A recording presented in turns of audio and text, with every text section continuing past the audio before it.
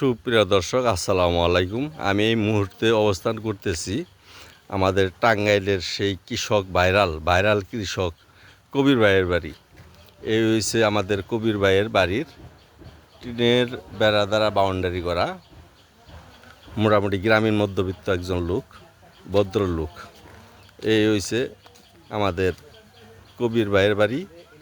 তাই কবির ভাইয়ের বাড়ির এই দিকটা এই হয়েছে আমাদের গেট। এই ঢুকলাম কবির ভাই, ওই যে উনি কিন্তু কবির ভাই আমাদের বসে আছে।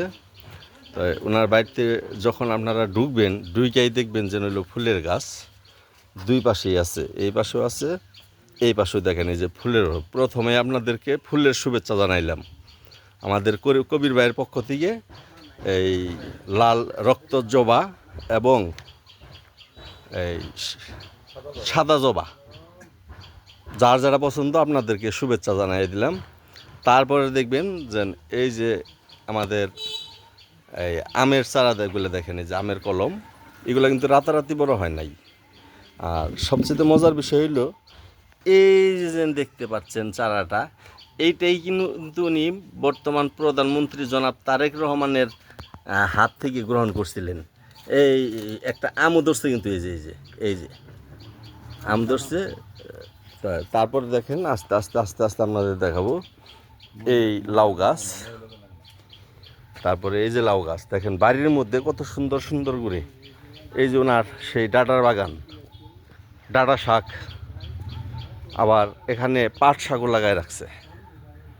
তা পাট শাক রাখছে। এই যে আমাদের কবির ভাইয়ের বসতঘর।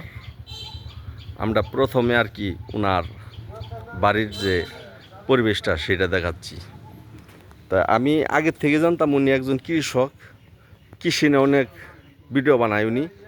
এই যে ওনার খড়ের পালা, আবার এই খড়ের পালা যেন খড় খুলে যেন গরুরে খাওয়াইছে, এটাও তার প্রমাণ।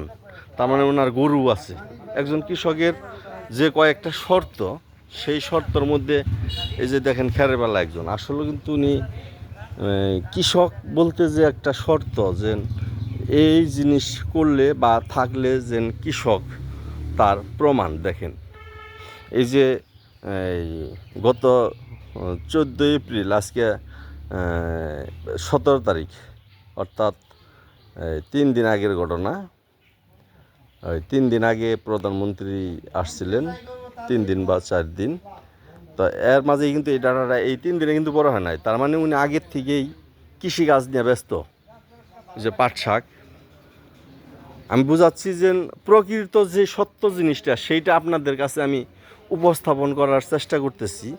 যে এই যে দেখেন ওনার বাড়ির কৃষিকাজের যে একটা শখ থাকে, সেই শখ আমি এটা দেখাচ্ছি।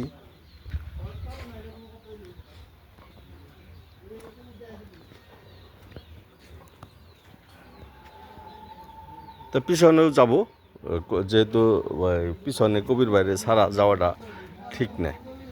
তো এই পর্যন্ত দেখালাম। পরবর্তী ভিডিওতে আমি আরও ভালো কিছু দেখানোর চেষ্টা করবো ইনশাল্লাহ। ধন্যবাদ সবাইকে।